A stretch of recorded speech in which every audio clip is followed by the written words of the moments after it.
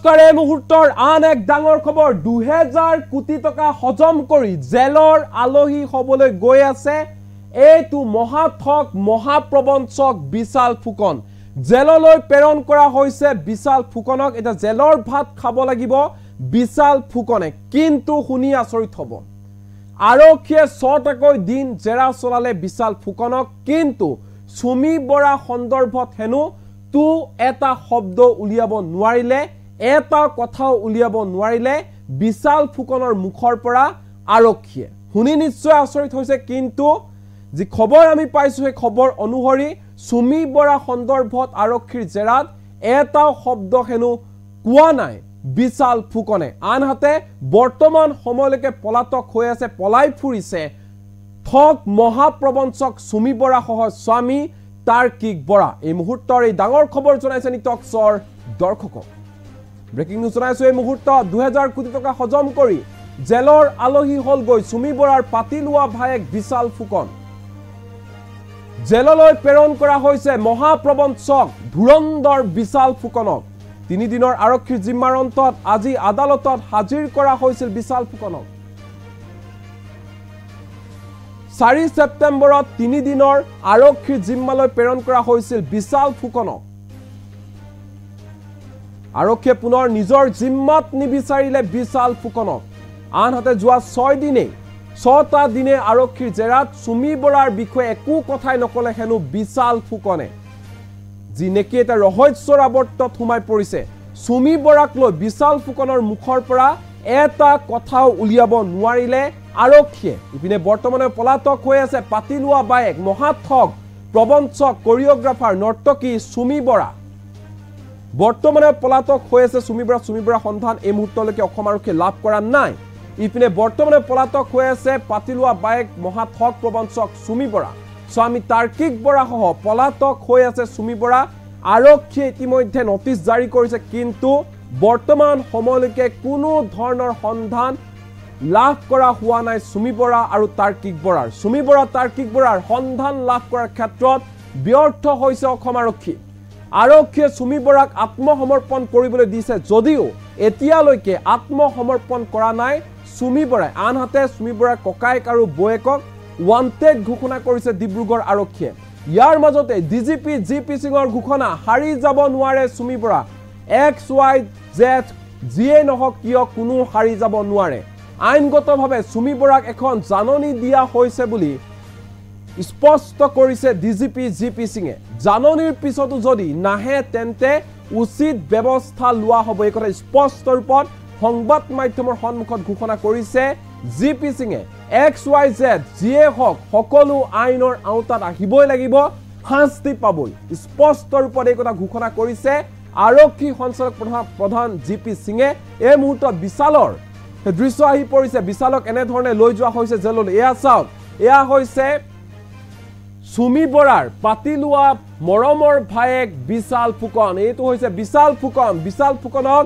জেললৈ প্ৰেৰণ কৰা হৈছে দৃশ্যাংশ এই মুহূৰ্তত দেখুৱাই আছো আদালতত হাজিৰ কৰোৱা হৈছিল যেহেতু 3 দিনৰ বাবে আৰক্ষীয়ে নিজৰ জিম্মাত বিচাৰিছিল জিম্মাৰ মিয়াদ অন্ত পৰিল আজি আৰু পুনৰ বিশালক নিজৰ জিম্মাত নিবিচাৰিলে ডিব্ৰুগড় আৰক্ষীয়ে যাৰ পৰিপ্ৰেক্ষিতত এতিয়া জেললৈ প্ৰেৰণ কৰা হৈছে এইটো মহাঠক প্ৰবঞ্চক ধুৰন্ধৰ বিশাল ফুকনক দৃশ্যাংশ দেখুৱাই আছো এনিটক্সৰ দৰ্শকক ইয়া চাওক চেহেৰাটো এইটো হৈছে বিশাল ফুকন সুমি বৰাৰ মৰমৰ পাতি লোৱা ভায়েক যিয়ে নেকি হাজাৰ কোটি টকা হজম কৰিলে ধন বিনিয়োগৰ নামত অনলাইন ট্ৰেডিংৰ নামত প্ৰবঞ্চনাৰ ভয়ংকৰ জাল মেলি দিছিল বিনিয়োগকাৰী আহিছিল বিনিয়োগকাৰীয়ে নিজৰ ধন তাত ইনভেষ্ট কৰিছিল কিন্তু সেই সকলো ধন হৰাশ কৰি কেৱল মাত্ৰ নিজৰ সম্পত্তিৰ পাহাৰ গঢ়িছিল বিশাল ফুকন সুমি বৰা যি সম্পত্তিৰ তালিকা নিশ্চয় আপোনাৰ মনত আছে যি সম্পত্তিৰ তালিকা শুনাৰ পিছত সকলোৰে চকু কপালত উঠিছিল 22 বছৰীয়া যুৱক বিশাল ফুকনে কম সময়তে বায়েক পাতি লোৱা বায়েক সুমি বৰাৰ লগত লগ হৈ প্ৰবঞ্চনাৰ ভয়ংকৰ জাল পেলাই কোটিপতি হৈ উঠিছিল আৰু এইটো এতিয়া বিশাল ফুকন যিয়ে নেকি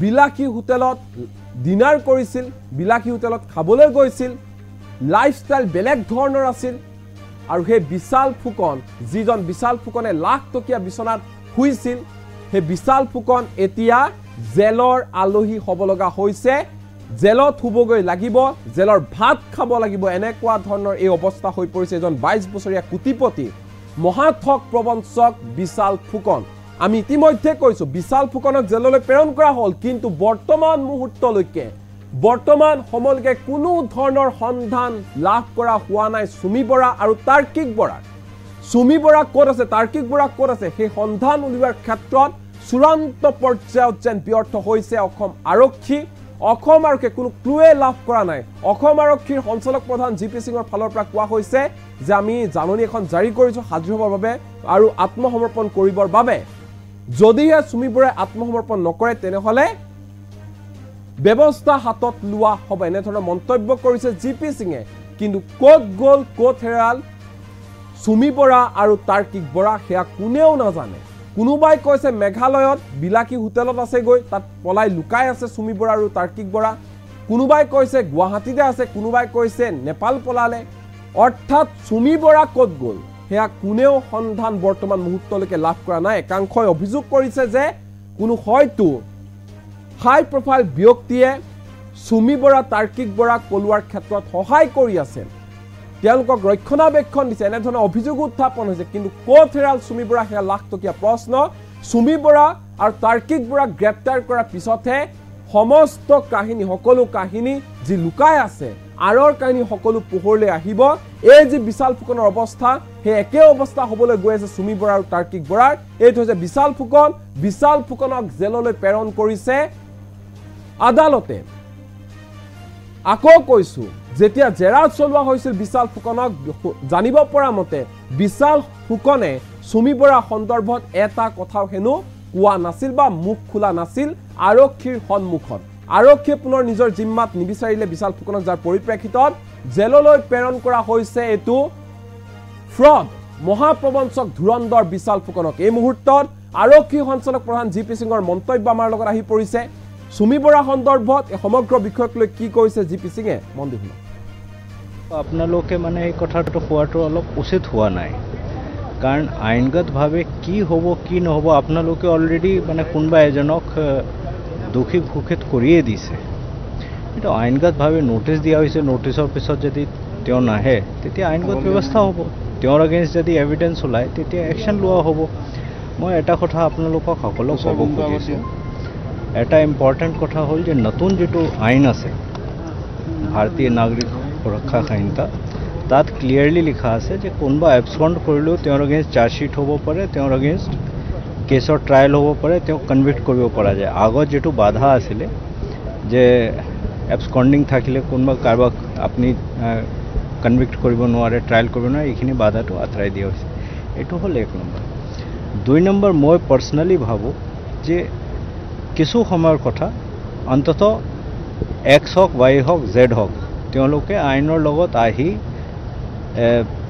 সমৰ্পণ কৰিবই লাগিব তেওঁলোকে আইনৰ আওতাত আহিবই লাগিব কোনো সেই তেনেকুৱা কথাই নাই এই মোক কৈ ল'ব তেওঁ কথাটো বৰ্তমান যেটো কেছ আছে এই কেছটো অসম আৰক্ষীয়ে নিজাববীয়াকৈ লৈছিলে এইটো এনেকুৱা নহয় যে কোনোবা আহি কেছ দিছে আমি এটা সিদ্ধান্ত লৈছিলোঁ যে অসমত এনেকুৱা যেতিয়া YBI এপৰ কথা আহিছিলে তেতিয়া মই আপোনালোকক সম্বোধিত কৰিছিলোঁ এই কথাটো কৈছিলোঁ যে YBI এপ যেতিয়া আমি প্ৰথম ইনভেষ্টিগেট কৰিছিলোঁ তেতিয়া আমাৰ হাতত যথেষ্ট তথ্য আহিছিলে যে এনেকুৱা বহুতখিনি এপ হওক নহ'লে আনৰেগুলেটেড ডিপজিট স্কিম হওক এইটো অসমত চলি আছে আৰু তাৰ এগেইনষ্ট একশ্যন ল'ব লাগে এই কথাটো আমি মাননীয় মুখ্যমন্ত্ৰী মহোদয়ক জনাইছিলোঁ তেতিয়া তেখেতে আমাক গ্ৰীণ ছিগনেল দিছিলে যে আপোনালোকে যেনেকৈ যি হাৰত যাব বিচাৰে সেইটো কৰক তাৰপিছত প্ৰায় আজি 5 দিন 6 দিন আগতে আমি পুলিচ মুখ্যালয়ত এটা মিটিং কৰিছিলোঁ মিটিঙত গোটেই SP সকল CP আমাৰ যিমান সিনিয়ৰ অফিচাৰ আছিলে সব আমি ডিসাইড কৰিছিলোঁ কেনেকৈ সেইটো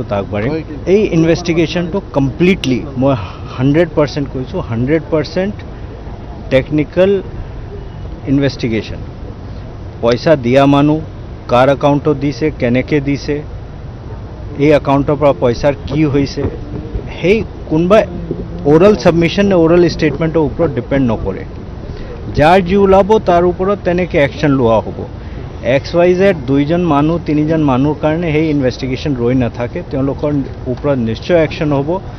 বাকী আপোনালোকে যি যেনেকৈ ইচ্ছা হয় লিখি থাকক, মোৰ ক'ব লগা একো নাই। কিন্তু মই এটাহে কথা ক'ব পাৰোঁ, যিখিনি মানুহ ইনভলভ হৈ আছে, টেকনিকেল এভিডেন্স যেতিয়া যেনেকৈ আহিব তেওঁলোকৰ ওপৰত একশ্যন লোৱা হ'ব। মই সদায় সেই কথাটো কৈ আছোঁ, DG হোৱাৰ পৰা মই সেই কথাটো কৈ আছোঁ। যেটো মানুহৰ এগেইনষ্ট প্ৰচিকিউটেবল এভিডেন্স ওলাব তেওঁৰ এগেইনষ্ট একশ্যন নলোৱাটো কোনো কাৰণেই নাই। এইটো X হওক Y হওক Z হওক, মই সেইটোত একেবাৰে মোৰ মনত কোনো শংকা নাই। যিকোনো মানুহ যদি জড়িত হয়, আৰু এইটো যেনেকৈ মই আপোনাক কৈছোঁ, এইটো কোনো কাৰো ভাৰ্বেল ওৰেল ষ্টেটমেণ্টৰ ওপৰত এভিডেন্স আৰু কেছৰ ইনভেষ্টিগেশ্যন ডিপেণ্ড নকৰে। এই কেছটো 100% ড্ৰিভেন বাই টেকনিকেল এভিডেন্স। ত' টেকনিকেল এভিডেন্স যাৰ এগেইনষ্ট ওলাব, যিয়ে নহওক, তাৰ এগেইনষ্ট আমি একশ্যন ল'ম। আপোনালোকে মানে এই কথাটো কোৱাটো অলপ উচিত হোৱা নাই, কাৰণ আইনগতভাৱে কি হ'ব কি নহ'ব আপোনালোকে অলৰেডি মানে কোনোবা এজনক দোষী ঘোষিত কৰিয়ে দিছে। কিন্তু আইনগতভাৱে ন'টিছ দিয়া হৈছে, ন'টিছৰ পিছত যদি তেওঁ নাহে তেতিয়া আইনগত ব্যৱস্থা হ'ব। তেওঁৰ এগেইনষ্ট যদি এভিডেন্স ওলায় তেতিয়া একশ্যন লোৱা হ'ব। মই এটা কথা আপোনালোকক সকলোক ক'ব খুজিছোঁ, এটা ইম্পৰ্টেণ্ট কথা হ'ল যে নতুন যিটো আইন আছে ভাৰতীয় নাগৰিক সুৰক্ষা সংহিতা, তাত ক্লিয়াৰলি লিখা আছে যে কোনোবা এবস্কণ্ড কৰিলেও তেওঁৰ এগেইনষ্ট চাৰ্জশ্বিট হ'ব পাৰে, তেওঁৰ এগেইনষ্ট কেছৰ ট্ৰায়েল হ'ব পাৰে, তেওঁক কনভিক্ট কৰিব পৰা যায়। আগত যিটো বাধা আছিলে যে এবস্কণ্ডিং থাকিলে কোনোবা কাৰোবাক আপুনি কনভিক্ট কৰিব নোৱাৰে, ট্ৰায়েল কৰিব নোৱাৰে, এইখিনি বাধাটো আঁতৰাই দিয়া হৈছে।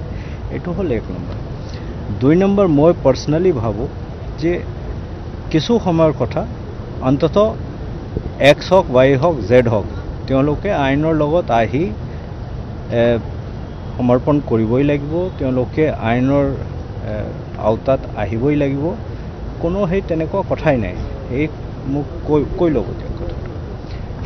বৰ্তমান যিটো কেছ আছে, এই কেছটো অসম আৰক্ষীয়ে নিজাববীয়াকৈ লৈছিলে। এইটো এনেকুৱা নহয় যে কোনোবা আহি কেছ দিছে। আমি এটা সিদ্ধান্ত লৈছিলোঁ যে অসমত এনেকুৱা যেতিয়া YBI এপৰ কথা আহিছিলে তেতিয়া মই আপোনালোকক সম্বোধিত কৰিছিলোঁ, এই কথাটো কৈছিলোঁ যে YBI এপ যেতিয়া আমি প্ৰথম ইনভেষ্টিগেট কৰিছিলোঁ তেতিয়া আমাৰ হাতত যথেষ্ট তথ্য আহিছিলে যে এনেকুৱা বহুতখিনি এপ হওক নহ'লে আনৰেগুলেটেড ডিপজিট স্কিম হওক, এইটো অসমত চলি আছে আৰু তাৰ এগেইনষ্ট একশ্যন ল'ব লাগে। এই কথাটো আমি মাননীয় মুখ্যমন্ত্ৰী মহোদয়ক জনাইছিলোঁ। তেতিয়া তেখেতে আমাক গ্ৰীণ ছিগনেল দিছিলে যে আপোনালোকে যেনেকৈ যি হাৰত যাব বিচাৰে সেইটো কৰক। তাৰপিছত প্ৰায় আজি 5 দিন 6 দিন আগতে আমি পুলিচ মুখ্যালয়ত এটা মিটিং কৰিছিলোঁ। মিটিঙত গোটেই SP সকল, CP, আমাৰ যিমান ছিনিয়ৰ অফিচাৰ আছিলে সব আমি ডিচাইড কৰিছিলোঁ কেনেকৈ সেইটো আগবাঢ়িম। এই ইনভেষ্টিগেশ্যনটো কমপ্লিটলি মই 100% কৈছোঁ, 100% টেকনিকেল ইনভেষ্টিগেশ্যন। পইচা দিয়া মানুহ কাৰ একাউণ্টত দিছে, কেনেকৈ দিছে, এই একাউণ্টৰ পৰা পইচাৰ কি হৈছে, সেই কোনোবা ওৰেল ছাবমিশ্যন নে ওৰেল ষ্টেটমেণ্টৰ ওপৰত ডিপেণ্ড নকৰে। যাৰ যি ওলাব তাৰ ওপৰত তেনেকৈ একশ্যন লোৱা হ'ব। XYZ দুইজন মানুহ তিনিজন মানুহৰ কাৰণে সেই ইনভেষ্টিগেশ্যন ৰৈ নাথাকে, তেওঁলোকৰ ওপৰত নিশ্চয় একশ্যন হ'ব। বাকী আপোনালোকে যি যেনেকৈ ইচ্ছা হয় লিখি থাকক, মোৰ ক'ব লগা একো নাই। কিন্তু মই এটাহে কথা ক'ব পাৰোঁ, যিখিনি মানুহ ইনভলভ হৈ আছে, টেকনিকেল এভিডেন্স যেতিয়া যেনেকৈ আহিব তেওঁলোকৰ ওপৰত একশ্যন লোৱা হ'ব। মই সদায় সেই কথাটো কৈ আছোঁ, DG হোৱাৰ পৰা মই সেই কথাটো কৈ আছোঁ। যেটো মানুহৰ এগেইনষ্ট প্ৰচিকিউটেবল এভিডেন্স ওলাব তেওঁৰ এগেইনষ্ট একশ্যন নলোৱাটো কোনো কাৰণেই নাই। এইটো X হওক Y হওক Z হওক, মই সেইটোত একেবাৰে মোৰ মনত কোনো শংকা নাই। যিকোনো মানুহ যদি জড়িত হয়, আৰু এইটো যেনেকৈ মই আপোনাক কৈছোঁ, এইটো কোনো কাৰো ভাৰ্বেল ওৰেল ষ্টেটমেণ্টৰ ওপৰত এভিডেন্স আৰু কেছৰ ইনভেষ্টিগেশ্যন ডিপেণ্ড নকৰে। এই কেছটো 100% ড্ৰিভেন বাই টেকনিকেল এভিডেন্স। ত' টেকনিকেল এভিডেন্স যাৰ এগেইনষ্ট ওলাব, যিয়ে নহওক, তাৰ এগেইনষ্ট আমি একশ্যন ল'ম। আপোনালোকে মানে এই কথাটো কোৱাটো অলপ উচিত হোৱা নাই, কাৰণ আইনগতভাৱে কি হ'ব কি নহ'ব আপোনালোকে অলৰেডি মানে কোনোবা এজনক দোষী ঘোষিত কৰিয়ে দিছে। কিন্তু আইনগতভাৱে ন'টিছ দিয়া হৈছে, ন'টিছৰ পিছত যদি তেওঁ নাহে তেতিয়া আইনগত ব্যৱস্থা হ'ব। তেওঁৰ এগেইনষ্ট যদি এভিডেন্স ওলায় তেতিয়া একশ্যন লোৱা হ'ব। মই এটা কথা আপোনালোকক সকলোক ক'ব খুজিছোঁ, এটা ইম্পৰ্টেণ্ট কথা হ'ল যে নতুন যিটো আইন আছে ভাৰতীয় নাগৰিক সুৰক্ষা সংহিতা, তাত ক্লিয়াৰলি লিখা আছে যে কোনোবা এবস্কণ্ড কৰিলেও তেওঁৰ এগেইনষ্ট চাৰ্জশ্বিট হ'ব পাৰে, তেওঁৰ এগেইনষ্ট কেছৰ ট্ৰায়েল হ'ব পাৰে, তেওঁক কনভিক্ট কৰিব পৰা যায়। আগত যিটো বাধা আছিলে যে এবস্কন্ডিং থাকিলে কোনোবা কাৰোবাক আপুনি কনভিক্ট কৰিব নোৱাৰে, ট্ৰায়েল কৰিব নোৱাৰে, এইখিনি বাধাটো আঁতৰাই দিয়া হৈছে। এইটো হ'ল 1 নম্বৰ। 2 নম্বৰ, মই পাৰ্চনেলি ভাবোঁ যে কিছু সময়ৰ কথা অন্ততঃ X হওক, Y হওক, Z হওক, তেওঁলোকে আইনৰ লগত আহি সমৰ্পণ কৰিবই লাগিব, তেওঁলোকে আইনৰ আওতাত আহিবই লাগিব। কোনো সেই তেনেকুৱা কথাই নাই। এই মোক কৈ ল'ব দিয়ক কথাটো। বৰ্তমান যেটো কেছ আছে, এই কেছটো অসম আৰক্ষীয়ে নিজাববীয়াকৈ লৈছিলে। এইটো এনেকুৱা নহয় যে কোনোবা আহি কেছ দিছে। আমি এটা সিদ্ধান্ত লৈছিলোঁ যে অসমত এনেকুৱা যেতিয়া YBI এপৰ কথা আহিছিলে তেতিয়া মই আপোনালোকক সম্বোধিত কৰিছিলোঁ, এই কথাটো কৈছিলোঁ যে YBI এপ যেতিয়া আমি প্ৰথম ইনভেষ্টিগেট কৰিছিলোঁ তেতিয়া আমাৰ হাতত যথেষ্ট তথ্য আহিছিলে যে এনেকুৱা বহুতখিনি এপ হওক নহ'লে আনৰেগুলেটেড ডিপজিট স্কিম হওক, এইটো অসমত চলি আছে আৰু তাৰ এগেইনষ্ট একশ্যন ল'ব লাগে। এই কথাটো আমি মাননীয় মুখ্যমন্ত্ৰী মহোদয়ক জনাইছিলোঁ। তেতিয়া তেখেতে আমাক গ্ৰীণ ছিগনেল দিছিলে যে আপোনালোকে যেনেকৈ যি হাৰত যাব বিচাৰে সেইটো কৰক। তাৰপিছত প্ৰায় আজি 5 দিন 6 দিন আগতে আমি পুলিচ মুখ্যালয়ত এটা মিটিং কৰিছিলোঁ। মিটিঙত গোটেই SP সকল, CP, আমাৰ যিমান ছিনিয়ৰ অফিচাৰ আছিলে সব আমি ডিচাইড কৰিছিলোঁ কেনেকৈ সেইটো আগবাঢ়িম। এই ইনভেষ্টিগেশ্যনটো কমপ্লিটলি মই 100% কৈছোঁ, 100% টেকনিকেল ইনভেষ্টিগেশ্যন। পইচা দিয়া মানুহ কাৰ একাউণ্টত দিছে, কেনেকৈ দিছে, এই একাউণ্টৰ পৰা পইচাৰ কি হৈছে, সেই কোনোবা ওৰেল ছাবমিশ্যন নে ওৰেল ষ্টেটমেণ্টৰ ওপৰত ডিপেণ্ড নকৰে। যাৰ যি ওলাব তাৰ ওপৰত তেনেকৈ একশ্যন লোৱা হ'ব। XYZ 2জন মানুহ 3জন মানুহৰ কাৰণে সেই ইনভেষ্টিগেশ্যন ৰৈ নাথাকে, তেওঁলোকৰ ওপৰত নিশ্চয় একশ্যন হ'ব। বাকী আপোনালোকে যি যেনেকৈ ইচ্ছা হয় লিখি থাকক, মোৰ ক'ব লগা একো নাই। কিন্তু মই এটাহে কথা ক'ব পাৰোঁ, যিখিনি মানুহ ইনভলভ হৈ আছে, টেকনিকেল এভিডেন্স যেতিয়া যেনেকৈ আহিব তেওঁলোকৰ ওপৰত একশ্যন লোৱা হ'ব। মই সদায় সেই কথাটো কৈ আছোঁ, DG হোৱাৰ পৰা মই সেই কথাটো কৈ আছোঁ। যেটো মানুহৰ এগেইনষ্ট প্ৰচিকিউটেবল এভিডেন্স ওলাব তেওঁৰ এগেইনষ্ট একশ্যন নলোৱাটো কোনো কাৰণেই নাই। এইটো X হওক, Y হওক, Z হওক, মই সেইটোত একেবাৰে মোৰ মনত কোনো শংকা নাই। যিকোনো মানুহ যদি জড়িত হয় আৰু এইটো যেনেকৈ মই আপোনাক কৈছোঁ, এইটো কোনো কাৰো ভাৰ্বেল ওৰেল ষ্টেটমেণ্টৰ ওপৰত এভিডেন্স আৰু কেছৰ ইনভেষ্টিগেশ্যন ডিপেণ্ড নকৰে। এই কেছটো 100% ড্ৰিভেন বাই টেকনিকেল এভিডেন্স। ত' টেকনিকেল এভিডেন্স যাৰ এগেইনষ্ট ওলাব, যিয়ে নহওক, তাৰ এগেইনষ্ট আমি একশ্যন ল'ম। আপোনালোকে মানে এই কথাটো কোৱাটো অলপ উচিত হোৱা নাই, কাৰণ আইনগতভাৱে কি হ'ব কি নহ'ব আপোনালোকে অলৰেডি মানে কোনোবা এজনক দোষী ঘোষিত কৰিয়ে দিছে। এইটো আইনগতভাৱে ন'টিছ দিয়া হৈছে। ন'টিছৰ পিছত যদি তেওঁ নাহে তেতিয়া আইনগত ব্যৱস্থা হ'ব। তেওঁৰ এগেইনষ্ট যদি এভিডেন্স ওলায় তেতিয়া একশ্যন লোৱা হ'ব। মই এটা কথা আপোনালোকক সকলোক ক'ব খুজিছোঁ, এটা ইম্পৰ্টেণ্ট কথা হ'ল যে নতুন যিটো আইন আছে ভাৰতীয় নাগৰিক সুৰক্ষা সংহিতা, তাত ক্লিয়াৰলি লিখা আছে যে কোনোবা এবস্কণ্ড কৰিলেও তেওঁৰ এগেইনষ্ট চাৰ্জশ্বিট হ'ব পাৰে, তেওঁৰ এগেইনষ্ট কেছৰ ট্ৰায়েল হ'ব পাৰে, তেওঁক কনভিক্ট কৰিব পৰা যায়। আগত যিটো বাধা আছিলে যে এবস্কণ্ডিং থাকিলে কোনোবা কাৰোবাক আপুনি কনভিক্ট কৰিব নোৱাৰে, ট্ৰায়েল কৰিব নোৱাৰে, এইখিনি বাধাটো আঁতৰাই দিয়া হৈছে। এইটো হ'ল 1 নম্বৰ। 2 নম্বৰ, মই পাৰ্চনেলি ভাবোঁ যে কিছু সময়ৰ কথা অন্ততঃ X হওক, Y হওক, Z হওক, তেওঁলোকে আইনৰ লগত আহি সমৰ্পণ কৰিবই লাগিব, তেওঁলোকে আইনৰ আওতাত আহিবই লাগিব। কোনো সেই তেনেকুৱা কথাই নাই। এই মোক কৈ ল'ব দিয়ক কথাটো। বৰ্তমান যেটো কেছ আছে, এই কেছটো অসম আৰক্ষীয়ে নিজাববীয়াকৈ লৈছিলে। এইটো এনেকুৱা নহয় যে কোনোবা আহি কেছ দিছে। আমি এটা সিদ্ধান্ত লৈছিলোঁ যে অসমত এনেকুৱা যেতিয়া YBI এপৰ কথা আহিছিলে তেতিয়া মই আপোনালোকক সম্বোধিত কৰিছিলোঁ, এই কথাটো কৈছিলোঁ যে YBI এপ যেতিয়া আমি প্ৰথম ইনভেষ্টিগেট কৰিছিলোঁ তেতিয়া আমাৰ হাতত যথেষ্ট তথ্য আহিছিলে যে এনেকুৱা বহুতখিনি এপ হওক নহ'লে আনৰেগুলেটেড ডিপজিট স্কিম হওক, এইটো অসমত চলি আছে আৰু তাৰ এগেইনষ্ট একশ্যন ল'ব লাগে। এই কথাটো আমি মাননীয় মুখ্যমন্ত্ৰী মহোদয়ক জনাইছিলোঁ। তেতিয়া তেখেতে আমাক গ্ৰীণ ছিগনেল দিছিলে যে আপোনালোকে যেনেকৈ যি হাৰত যাব বিচাৰে সেইটো কৰক। তাৰপিছত প্ৰায় আজি 5 দিন 6 দিন আগতে আমি পুলিচ মুখ্যালয়ত এটা মিটিং কৰিছিলোঁ। মিটিঙত গোটেই SP সকল, CP, আমাৰ যিমান ছিনিয়ৰ অফিচাৰ আছিলে সব আমি ডিচাইড কৰিছিলোঁ কেনেকৈ সেইটো আগবাঢ়িম। এই ইনভেষ্টিগেশ্যনটো কমপ্লিটলি মই 100% কৈছোঁ, 100% টেকনিকেল ইনভেষ্টিগেশ্যন। পইচা দিয়া মানুহ কাৰ একাউণ্টত দিছে, কেনেকৈ দিছে, এই একাউণ্টৰ পৰা পইচাৰ কি হৈছে সেই কোনোবা ওৰাল সাবমিশন নে ওৰাল স্টেটমেন্টেৰ উপৰ ডিপেন্ড নকৰে যাৰ যি ওলাব তাৰ উপৰত তেনেকে অ্যাকশন লোৱা হ'ব XYZ 2 জন মানুহ 3 জন মানুহৰ কাৰণে সেই ইনভেষ্টিগেশ্যন ৰৈ নাথাকে তেওঁলোকৰ ওপৰত নিশ্চয় অ্যাকশন হ'ব বাকি আপোনালোকে যি যেনেকে ইচ্ছা হয় লিখি থাকক